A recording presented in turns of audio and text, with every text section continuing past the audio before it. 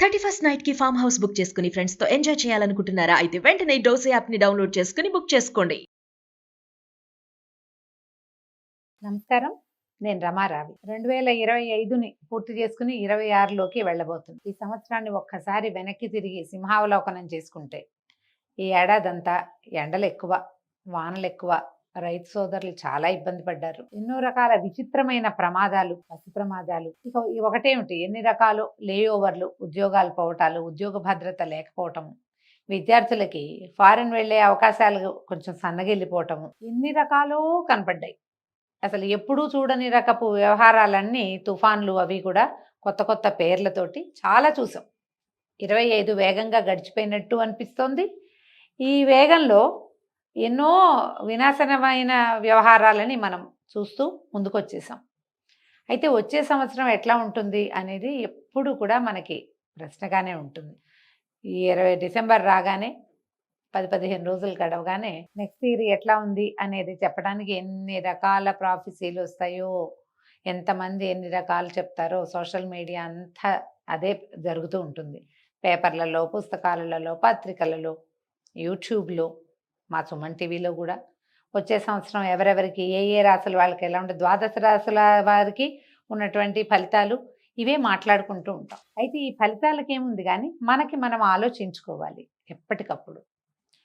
ఈ ఏడాది ఎదుర్కొన్నవి వచ్చే ఏడాది రాకూడదు. ఇందులో మానవ తప్పిదాలు ఏమున్నాయో వాటిని సరిచేసుకుందామనే ఆలోచనతోటి మనం ముందుకెళ్ళాలి. ప్రయాణాల్లో ప్రయాణ భద్రతను గురించి ఆలోచించాలి. వాతావరణంలో ఇన్ని రకాల మార్పులు వస్తుంటే దీనికి మనమేమైనా కారణమా అని ఆలోచించి వాటిని ఏమైనా మానవ తప్పిదాలు ఉంటే వాటిని సరిచేసుకోవాలి. ఉద్యోగాల్లో భద్రత లేదు. ఇప్పుడు వాతావరణానికి పెద్దగా మనం చేయగలిగేది ఏముండదు. అది ఎక్కడో మొదలుపెట్టి ఇక్కడికి వస్తుంది మన నెత్తి మీదకి.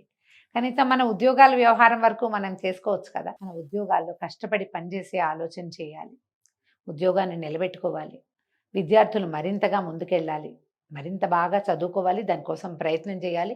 విదేశీ వ్యవహారాలు కాకపోతే స్వదేశీ వ్యవహారంలో అయినా మనం సక్సెస్ అవ్వాలి. మన దేశ ప్రగతికి మనమే కారణం అవుతామని ఆలోచించుకుని అదేదో రాకపోతే టెన్షన్ పడి బాధపడకుండా ఇక్కడ ఉన్న అవకాశాలన్నింటినీ కూడా కైవసం చేసుకోవడానికి విద్యార్థులు ప్రయత్నం చేయాలి.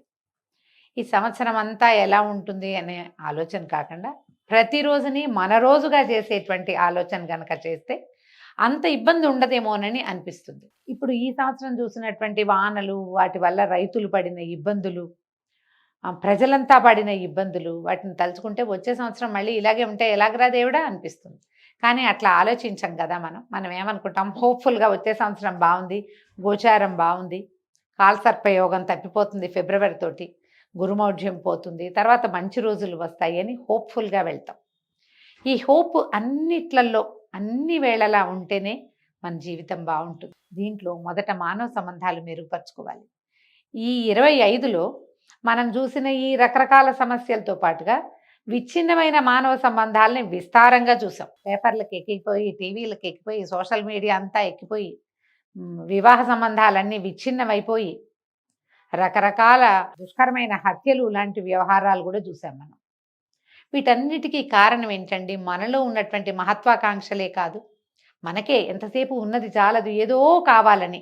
ఇలా ఉంటే పనికిరాదు, ఏదో కావాలి. ఆ ఏదో వచ్చాక ఆ ఏదో ఉన్నవాడికి పాతదే కావాలి, లేదా ఇంకొకటి ఏదో కావాలి. ఈ ఆశకి హద్దెక్కడుంది? ఆశకి అంతెక్కడుంది? ఈ అంతులేని హద్దులేని అత్యాశలకి వెళ్ళకుండా మనుషుల్ని మనుషులుగా స్వీకరించి మన పరిస్థితుల్ని ఇవి మనకి సంబంధించినవి, ఇవి మనకి దొరికినవి అని స్థిరపరచుకుని స్థిమితపడి గనక మన జీవితాలు ముందుకు తీసుకెళ్తే ఈ దెబ్బతిన్న మానవ సంబంధాలని మనం కొంచెం పునరుద్ధరణ చేసుకోగలుగుతాం. ఎప్పుడూ ఇతరులతోటి పోలిక పనికిరాదు, ఇతరులని సహించలేని తనము పనికిరాదు. ఈ రెండే మన ఈ సమస్యలకి కారణం. కనీసం వచ్చే సంవత్సరమైనా ఈ రకమైన ఆలోచన విధానాన్ని మానుకుని సరైన ఆలోచనతోటి ముందుకెళ్దామని మనం ఒక నిశ్చయం చేసుకోవాలి. ఎవరైనా మామూలుగా నేను అందరినీ అడుగుతుంటాను, ఏమిటి న్యూ ఇయర్ అది ఏం నిశ్చయించుకున్నారు, ఈ సంవత్సరం ఏం నిర్ణయం చేసుకున్నారు, వచ్చే సంవత్సరం ఏం చేయాలనుకుంటున్నారు అని నేను చాలామంది పిల్లల్ని అడుగుతాను. నేను కూడా చెప్తుంటాను, ఈ సంవత్సరం ఇది చేయాలనుకుంటున్నాను. సరైన పని చేయాలని అనుకోండి, సరిగా ఉండాలనుకుందాం, మనుషులుగా ఉండాలని భావిద్దాం. ఈ నిర్ణయానికి కనుక మనం వస్తే మనుషులైతే సరిగ్గా ప్రవర్తిస్తారు, సరిగ్గా ఆలోచిస్తారు, ఈ 2 ముఖ్యం కదా! ఈ 2 రకాల ఆలోచనలతోటి మనం 26లోకి స్వచ్ఛమైన మనసులతోటి అడుగు పెడదాం. వారం రోజులది 10 రోజులు వచ్చేసరికి న్యూ ఇయర్ వచ్చేస్తుంది. ఒక పార్టీ చేసుకోవటమే కాదు, ప్రతిరోజు పార్టీలాగా ఉండాలి. ప్రతిరోజు సంతోషంగా ఉండాలంటే ఏం చేయాలో ఆలోచించి పెట్టుకుంటే ఇవాల్టి నుంచి మనం వేసే అడుగు సంతోషకరమైన, ఆరోగ్యకరమైన అడుగుగా పరిణమించడానికి అవకాశం ఉంది. ఆలోచించి ముందుకెళ్దాం.